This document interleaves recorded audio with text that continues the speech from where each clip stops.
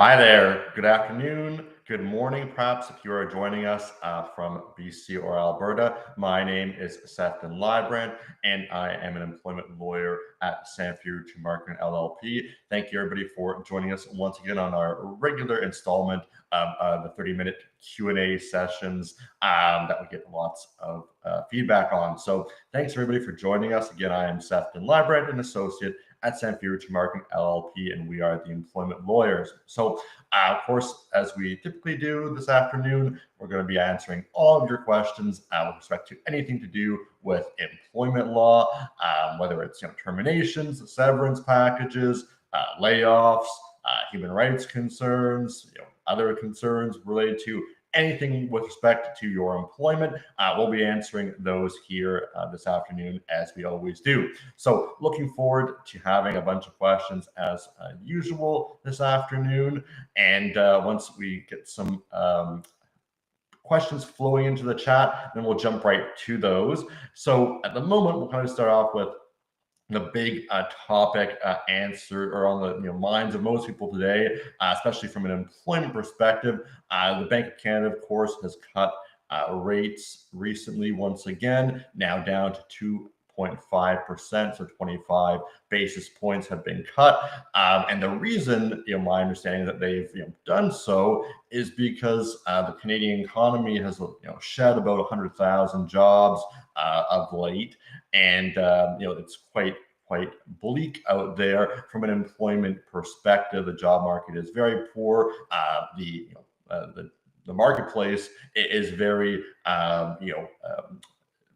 lots of people trying to obtain jobs, of course, in that respect. So it's a very bad time from an economic perspective, perhaps the worst since the COVID-19 pandemic.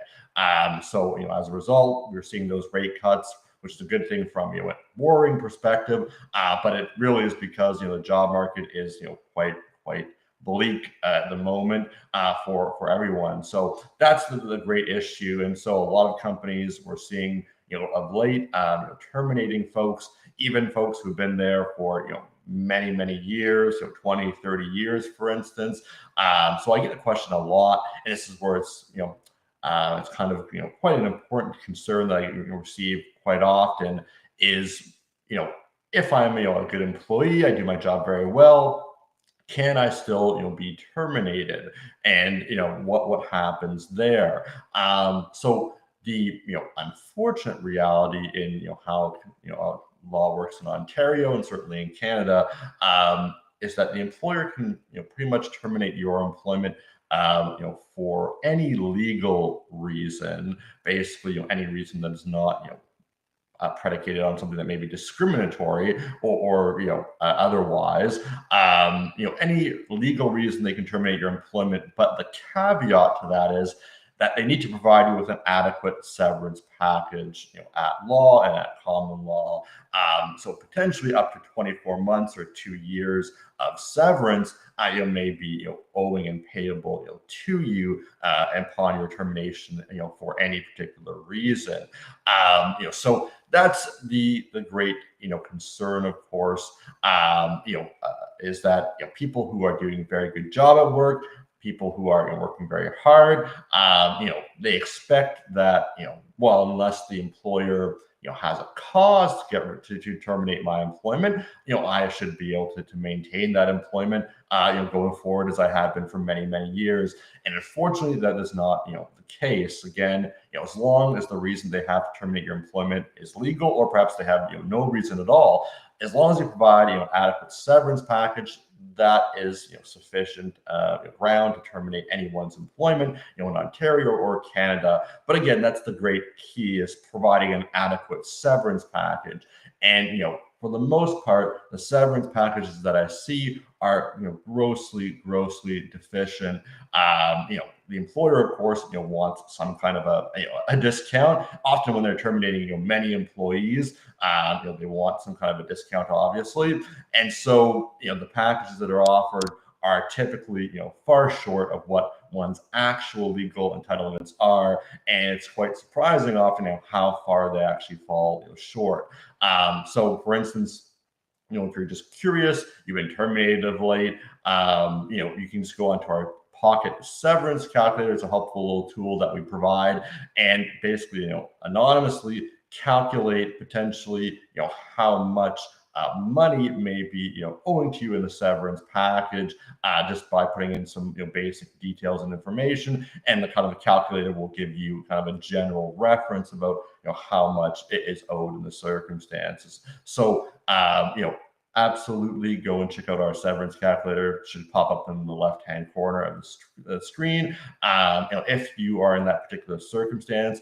And then, of course, if you have concerns in that respect, absolutely reach out to us at employmentlawyer.ca. That will probably also pop up there as well, and get an assessment of your severance package, because those severance packages are typically very, very deficient, far less than your actual legal entitlements in the circumstances. So again, sometimes I see severance packages that are 10, 12 months shy, perhaps even more of where they actually should be.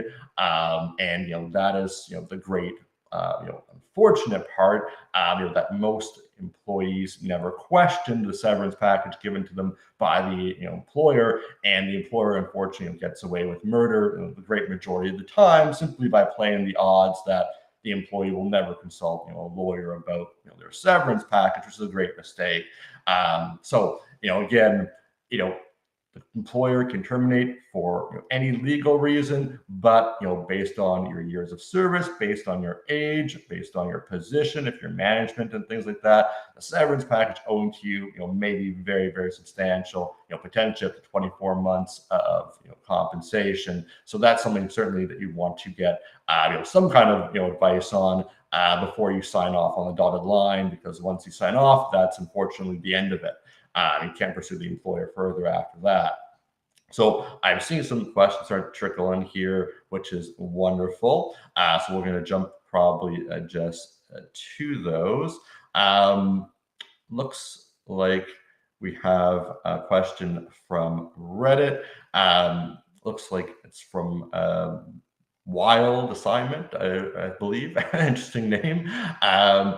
They say that they started a month of medical leave for burnout and stress. After my first week, I realized I did not want to return to work there. Due to my contract, I have to give 2 weeks of notice. Am I allowed to quit during my medical leave, or do I have to quit when I return to work and work an extra 2 weeks? I do have some job leads, but I truly do not want to go back. So this is a interesting question. It's a good question because it sounds like rather than quitting, what this could be potentially is a constructive dismissal of employment, in which case a severance package is owed. So if you are basically forced to leave your job on an involuntary basis, that could well be a constructive dismissal depending on the circumstances. It sounds like this individual, they have bunch of issues with respect to stress and burnout. That sounds like it's clearly the employer's issue that they've created there, and as a result, they've had to take medical leave. The employee has to take a medical leave of absence to deal with those, and now they really don't want to go back because it sounds like the work environment is quite awful. So in those particular circumstances, it sounds like again what this person would be doing is not quitting. They would actually be potentially constructively dismissed and want to obtain legal advice on are they owed a severance package. Of course, if you just simply quit or resign your employment, you receive nothing. There's nothing that you receive in terms of severance from quitting or resigning your employment. It's only if you are terminated, or potentially here constructively terminated, basically meaning the employer has forced you to leave your job, that you are owed potentially a severance package, and potentially a substantial severance package in the circumstances. So a great question, and I receive this question very, very often, and this is a very the key basically in terms of constructive dismissals. It's very, very important. If you believe you may have been constructively dismissed, and you cannot go back to work for your employer, very, very important that you never write to the employer advising them simply that you quit or that you resign, and leaving it at that. You never want to use those words in correspondence to an employer, even in a situation where you just have the potentially some belief that you may have been constructively dismissed, but don't have legal advice on that issue yet. You absolutely never want to say that you just quit or been constructively or quit or resigned. That is never something you want to advise the employer, because they will rely upon that if you try to subsequently commence some kind of formal legal action against them to get a severance package. They'll say, hey, look, Smith or Bob, he told us he just was resigning and he left it at that, or he quit and left it at that. We never heard from him again. So we had no idea what was going on here. So in those circumstances, again, even when you have the slight belief that you think that you're being forced out of your job for some reason, such that it could be, constructive dismissal. You may not have a lawyer's perspective on it yet, but, before even that time, again, you're planning to leave the employer, make sure, when you write to them, you do write to them, number one, at the end of your employment there, and you tell them that you believe you've been constructively terminated, and you give them the reasons, why you believe that's the case. And nowhere in that correspondence do you ever tell the employer, I think I've quit, or I'm resigning, or I quit, or anything like that. You say constructively dismissed, and you'll leave it at that. And again, you can put some additional reasons in terms of why you believe you've been constructively dismissed for this individual's circumstance. Well, it's because the employer has created an environment such that they're suffering from extreme burnout and stress and things like that, and can't return because of issues in the workplace.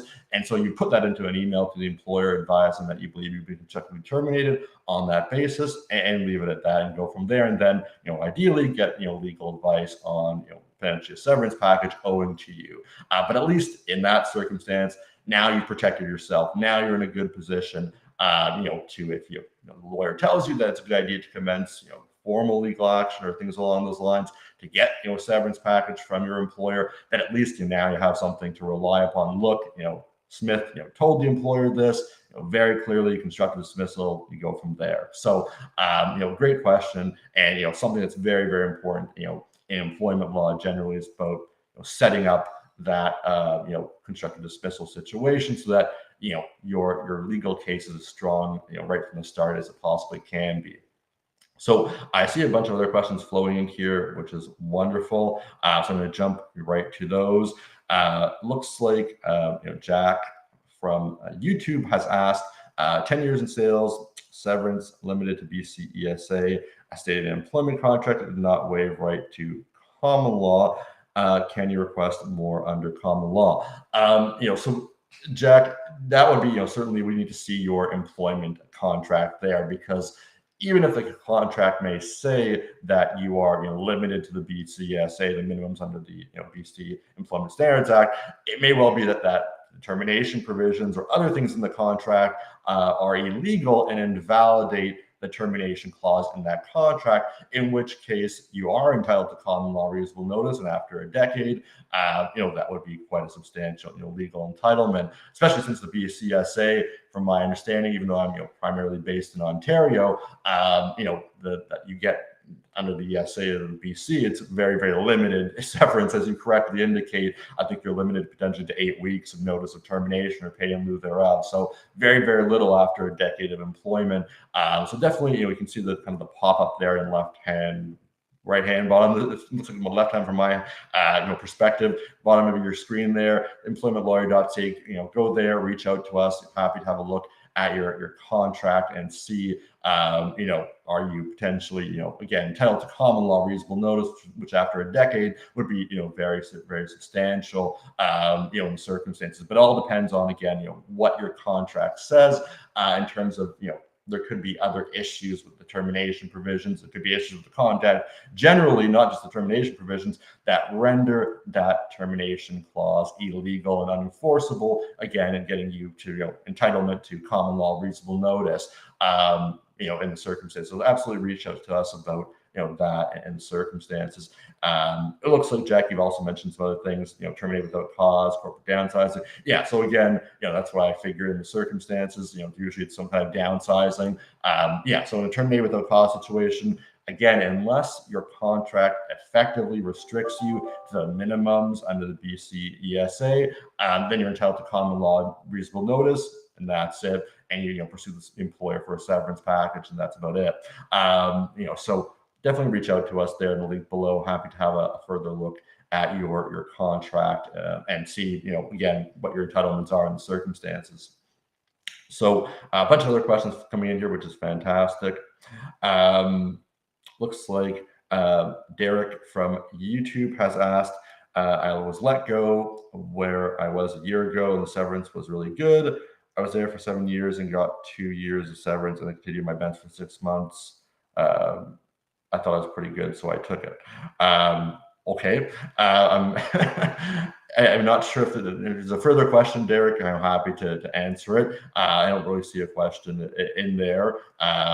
So I'll kind of move on to another question. If you have something further, absolutely post it in the chat and we can get back to your matter, in circumstances. So I'll jump further ahead now. It looks like Reddit has asked, or Alex from Reddit has asked, I accepted a job offer and quit my previous job, but the new employer rescinded the offer before my start date. Do I have any legal recourse? Okay, so this is an interesting situation.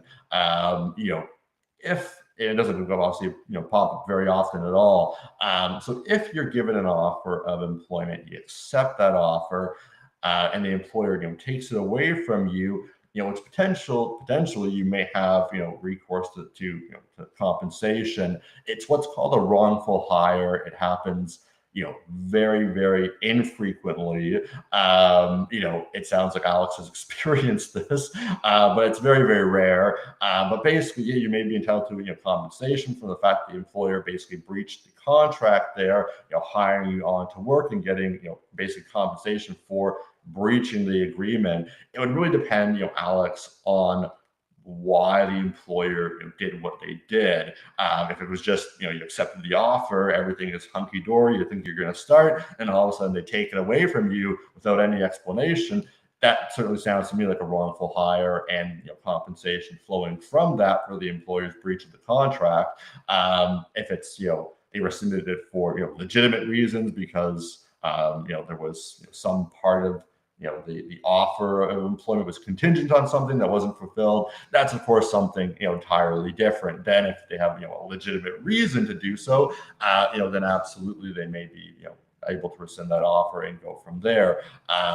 But if it's just the case that, of course, they came out of nowhere and rescinded your offer of employment, then it's it seems to me a wrongful hire, and absolutely you'd want to get assessment of your severance package in those circumstances. Again, it's a circumstance where a severance package may well be owing to you, but also a circumstance where you definitely want to have a further look at the whole situation there to make sure from a legal perspective that it is a wrongful hire and that you're owed a severance package in those circumstances. So of course, you can go and reach us and contact us there below at employmentlawyer.ca and get your situation assessed. Again, it's a rare circumstance, not one that usually I see happen almost ever. Usually once an employer offers a job to somebody, they intend to offer that job and not to take it away without reason. So that's definitely one you want to look at, because you may be owed significant compensation from the employer's breach of your contract there. So it looks like we're getting through it here, getting some more questions popping up in the chat, which is fantastic. Again, I am Sephton Leibbrandt. I'm an associate at Samfiru Tumarkin LLP, and we are the employment lawyers. And this, of course, is our regular 30-minute Q&A that we always do and regularly do. So it looks like moving right along here, Betty from YouTube has asked, what should you do if your employer doesn't respond to your emails? We're trying to coordinate a return to work from parental leave. How long is it reasonable to have to wait for a response, and how long past your intended return date should you be before considering yourself fired? So great question, Betty. It could be a very, very short time period, perhaps, a month or even, a month and a half or something along those lines. It wouldn't be very long if the employer is, clearly ignoring you. You sent, 3, 4, 5 emails, maybe more than that. The employer is just completely ignoring your correspondence. Then maybe well be the case they have no intention to return you to work, and you've been constructively terminated on that basis. Probably I would say, if it's a week that's gone by and they not respond to you, that's not enough time. But if it is more than that, perhaps again, a month plus, then that's starting to look rather shady. And in those circumstances, you probably want to reach out to us, to have us have a look at the situation, the circumstances, and see the nature, extent of your severance package, based of course on your age, position. If you're management, of course, managers typically receive greater severance packages, and of course years of service, very, very important as well in circumstances. So it sounds like, again here, Betty, that you may be potentially having a case for constructive dismissal if these folks are ignoring you. So certainly, again, if it's been a month plus, reach out to us, and we're happy to have a further look at your matter and get your assessment there of what's potentially owing to you from a severance standpoint, which is of course the key in every employment matter. What is the severance owing?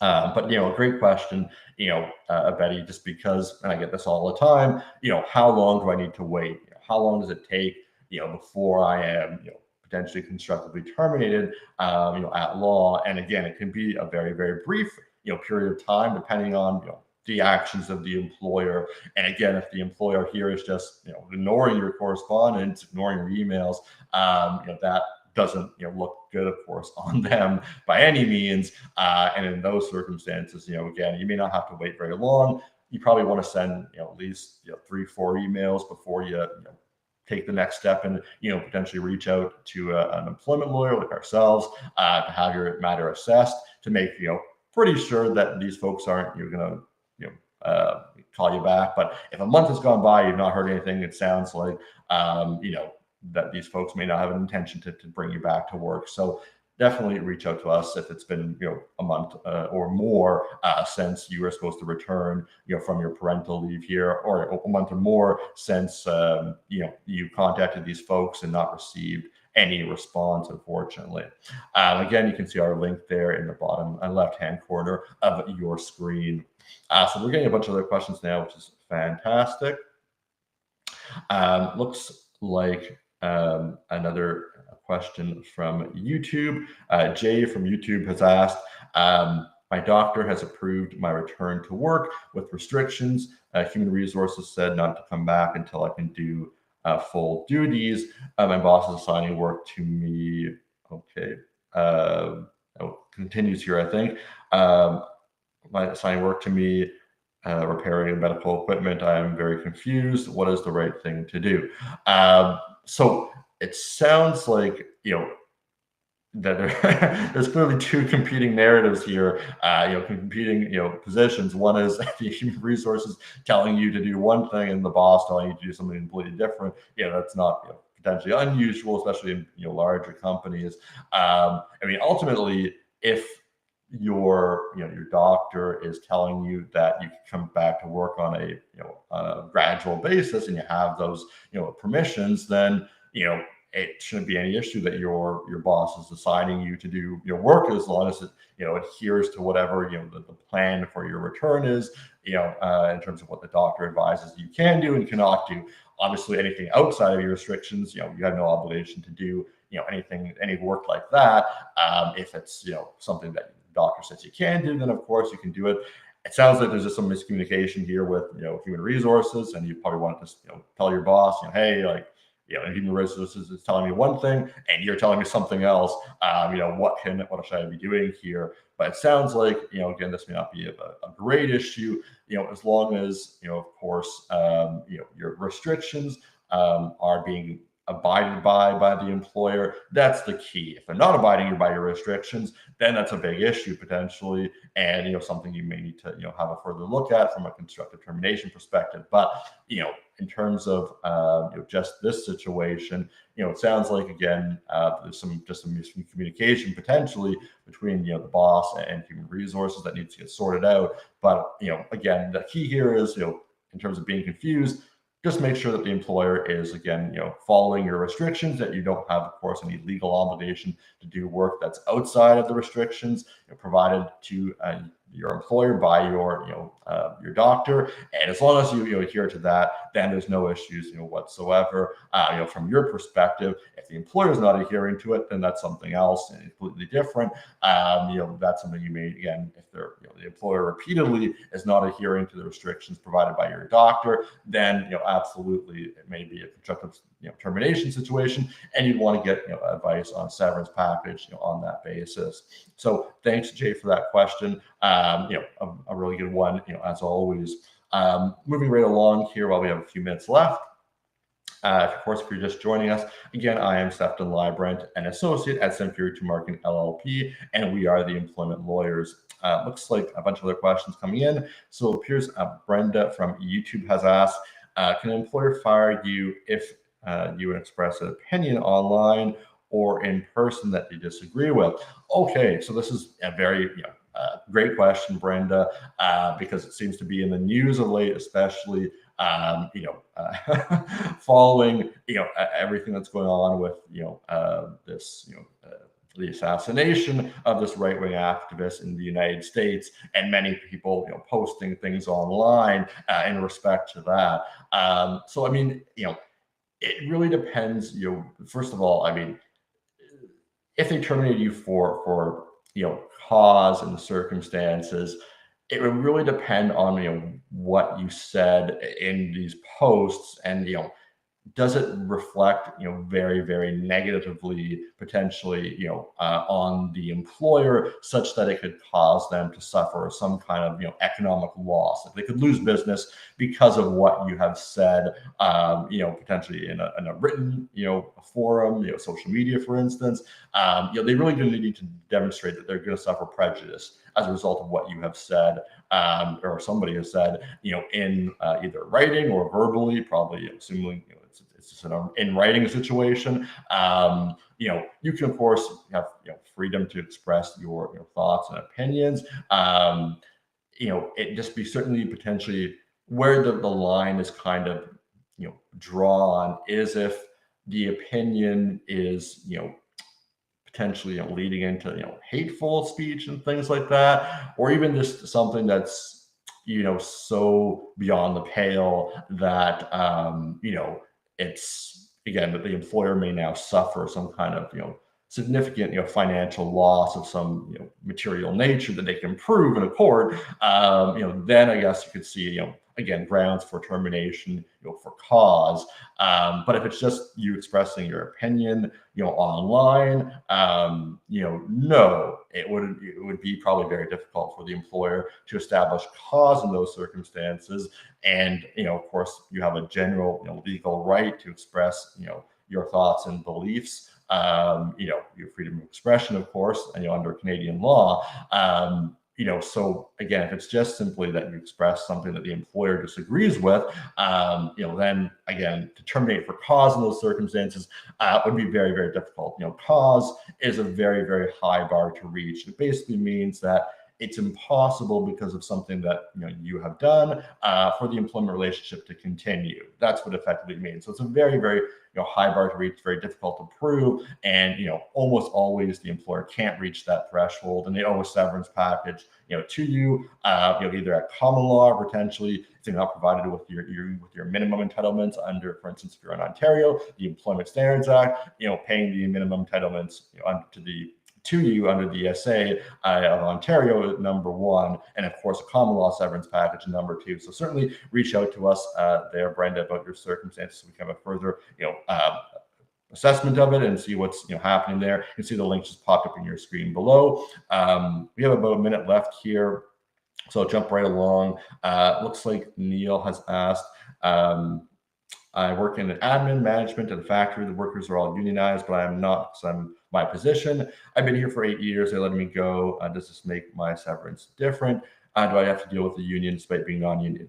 Okay, so number one, no, if you're non-unionized, then your legal entitlements are governed, by common law, probably, assuming you don't have an enforceable contract, and then of course by the Ontario Employment Standards Act if you're privately employed. So again, basically employed in any profession except for interprovincial trucking, telecommunications, banking, anything basically otherwise than those kinds of workplaces, you'd be under the if you're in Ontario, of course, you'd be under the Ontario Employment Standards Act. So yeah, to answer your question, no, you don't need to deal with the union.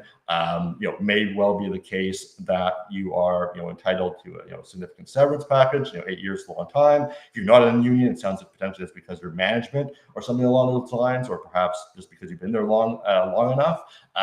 So again, of course, if you're management, managers typically receive substantially greater severance package than non-management employees. So in these circumstances, definitely reach out to us. Of course, you can see the employmentlawyer.ca link popping up there. You can, of course, also use our severance pocket severance calculator, and that will also be accessible there to determine, just for your interest, how much you may be entitled to, roughly from a common law perspective in terms of your severance pack. And so, plug in your details anonymously there, and you get a rough kind of estimate. And of course, we're happy to speak with you. We have people standing by to get, a full assessment of your matter and the severance entitlements, precisely that are owing to you in these circumstances. Which again, in my experience with employers, the severance offer upon termination is usually grossly inadequate compared to what the employee is actually entitled to under common law. So definitely reach out to us about that. So it looks like that's all the questions that have come through, at least in the time that we have this afternoon. So thanks everybody again for joining us. I am Sephton Leibbrandt, and we are the Employment Lawyers. If you enjoy what we do here, then please like and subscribe if you're on YouTube and similar platforms. Thanks everybody again for joining us this afternoon. Our next session will be with my colleague in BC, Angus Wilson, tomorrow, the 18th at 1 p.m. in the afternoon. So thanks everybody again for a great session, and see you again next time.